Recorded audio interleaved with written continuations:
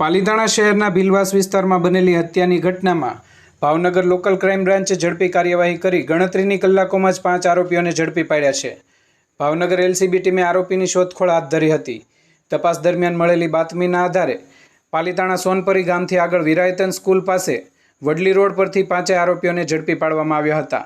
ઝડપાયેલા આરોપીમાં લખુભાઈ રામજીભાઈ પરમાર, કાળુભાઈ લખુભાઈ પરમાર, ડાયાભાઈ લખુભાઈ પરમાર તેમજ રાજેશ ઉર્ફે રાજુ લખુભાઈ પરમાર અને રોહિતભાઈ લખુભાઈ પરમારનો સમાવેશ થાય છે। તમામ આરોપીઓ ભીલવાસ પાલીતાણા ખાતે રહેતા હોવાનું પોલીસ દ્વારા જણાવાયું છે। 5 આરોપીને આગળની કાયદેસરની કાર્યવાહી માટે પાલીતાણા ટાઉન પોલીસ સ્ટેશનને સોંપવામાં આવ્યા છે। આ સમગ્ર કામગીરી એલસીબી પીઆઈ મયુરધ્વજસિંહ સરવૈયાના માર્ગદર્શન હેઠળ પીએસઆઈ આર એ વાઢેર તેમજ વીસી જાડેજા તેમજ પીડી ઝાલા તથા એલસીબી સ્ટાફ દ્વારા કરવામાં આવી હતી। પાલીતાણા ટાઉન પોલીસ સ્ટેશનમાં હત્યા સહિતની કલમો મુજબ ગુનો નોંધાયો છે।